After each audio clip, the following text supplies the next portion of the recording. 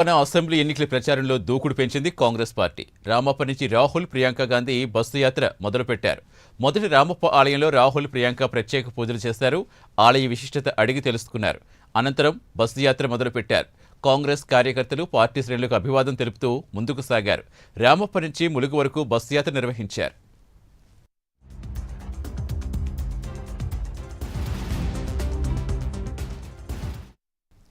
ములుగులో నిర్వహించిన కాంగ్రెస్ విజయభేరి సభలో బీఆర్ఎస్ ప్రభుత్వంపై రాహుల్, ప్రియాంక విరుచుకుపడ్డారు. గత ఎన్నికల్లో కేసీఆర్ ఇచ్చిన హామీలు నెరవేర్చలేదని విమర్శించారు. ధరణి పోర్టల్లో అవినీతి జరిగిందని ఆరోపించారు. తెలంగాణలో కేసీఆర్ కుటుంబానికి తప్ప యువతకు ఉద్యోగాలు రాలేదన్నారు. బీఆర్ఎస్ పాలనలో ప్రజలు సంతోషంగా లేరన్నారు. ఇప్పుడు జరుగుతున్న ఎన్నికలు దొరల తెలంగాణ, ప్రజల తెలంగాణ మధ్య ఎన్నికలని, ఈ ఎన్నికల్లో కాంగ్రెస్ను గెలిపించాలని కోరారు.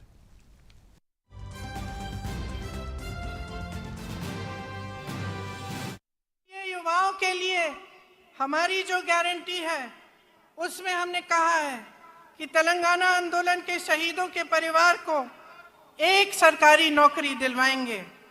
उनके माता पिता या पत्नी को 25,000 रुपए मासिक पेंशन मिलेगा। 2 लाख खाली सरकारी पद हैं, उनको हम 1 साल के अंदर अंदर भरेंगे। और बेरोजगार युवाओं को 4,000 रुपए प्रति माह बेरोजगारी का भत्ता मिलेगा। गल्फ देशों में रोजगार की संभावनाओं को मजबूत करने के लिए स्पेशल गल्फ सेल बनाया जाएगा।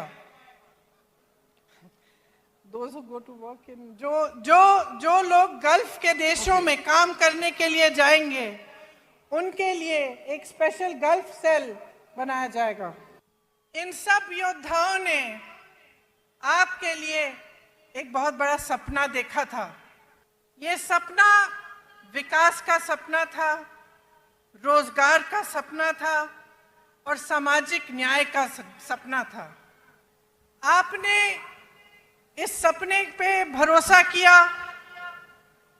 आपने भरोसा किया पिछले चुनाव में कि बीआरएस आपका सपना साकार करेगी और आपको अपने प्रदेश में रोजगार मिलेंगे, एक मजबूत भविष्य मिलेगा और एक सामाजिक समानता मिलेगी जिससे आप सबका विकास इकट्ठे हो पाए। आपकी उम्मीद थी कि किसानों को मजबूत बनाया जाएगा, आत्महत्याएं बंद होंगी, कि आपके जो बच्चे हैं उनका भविष्य अच्छा होगा और नौकरी करके आप अपने परिवार को मजबूत बना पाएंगे। उस समय मेरी माताजी सोनिया जी कांग्रेस की अध्यक्ष थी और इस निर्णय को लेने में एक राजनीतिक वीरता भी थी, क्योंकि वो जानती थी कि इस निर्णय को लेने से हो सकता है कि कांग्रेस की जो राजनीतिक जो यहाँ पे जो उसका स्तर है, हो सकता है कि कांग्रेस उस चुनाव को हारे जो अगला चुनाव है। आजकल ज्यादातर पार्टी के नेता वही निर्णय लेते हैं जिससे उनका राजनीतिक स्वार्थ साधा जाता है, लेकिन सोनिया जी ने जब ये निर्णय लिया तो ये निर्णय आपके लिए लिया। उन्होंने ये कहा कि चाहे मेरी पार्टी तेलंगाना में न भी जीते, न भी सरकार बना पाए, तब भी ये तेलंगाना के लोगों का की ये चाहत है, कि सपना है और इसे साकार करने के लिए उन्होंने आपकी भलाई के लिए।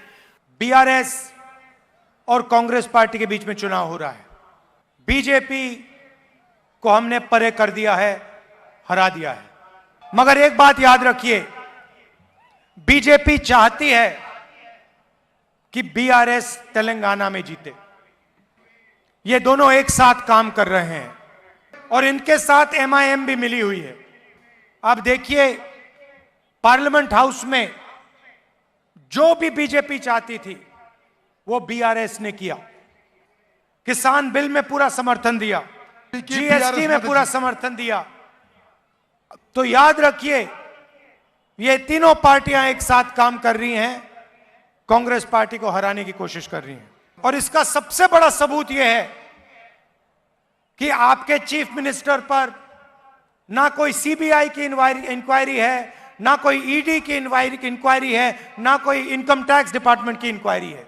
आपके सामने आपके चीफ मिनिस्टर ने भी वायदे किए हैं दलितों और आदिवासियों को उन्होंने जमीन देने का वायदा किया था। उन्होंने कहा था कि हर परिवार को वो 3 एकड़ जमीन देंगे। मैं आपसे पूछना चाहता हूं, चीफ मिनिस्टर ने क्या आपको जमीन दी? उन्होंने रोजगार का वायदा किया, क्या उन्होंने आपको रोजगार दिया? उन्होंने साफ सरकार चलाने की बात की थी, क्या उन्होंने भ्रष्टाचार किया? कलेश्वरम इरिगेशन प्रोजेक्ट में 1 लाख करोड़ रुपए उन्होंने आपके जेब में से लिए। धरनी पोर्टल स्कैम में उन्होंने आपकी जमीन आपसे छीनी। घर बनाने का वायदा किया था। मैं आपसे पूछना चाहता हूं, कितने लोगों के लिए उन्होंने घर बनाए? कर्जा माफी का वायदा किया था, कहा था कि 1 लाख रुपए तक कर्जा माफ करेंगे। किसका कर्जा माफ किया, आप बताइए। तेलंगाना के लिए हमने और भी गारंटीज दी हैं। महालक्ष्मी 2500 रुपए हर महीने महिलाओं को, 500 रुपए का गैस सिलेंडर, रायतु भरोसा 15,000 हर साल प्रति एकड़, 12,000 रुपए मजदूरों को, गृह ज्योति स्कीम जिसमें हम 200 यूनिट बिजली के मुफ्त में देंगे, इंद्रम्मा इंड्लू स्कीम 5 लाख रुपए घर बनाने के लिए। और जिन्होंने तेलंगाना की लड़ाई में भाग लिया, जिन्होंने अपना खून पसीना दिया, उनके लिए 250 स्क्वायर यार्ड का घर।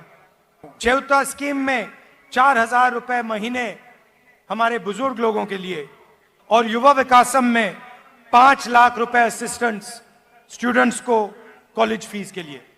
और आखिरी बात मैं यहां कहना चाहता हूं, आपका यहां हर साल त्योहार होता है, इसको हम नेशनल त्योहार घोषित करेंगे। जैसे कुंभ मेला होता है वैसा ही आपका फेस्टिवल होता है, आपका त्योहार होता है। जैसे ही हमारी सरकार दिल्ली में आएगी वैसे ही हम ये काम आदिवासियों के लिए करेंगे।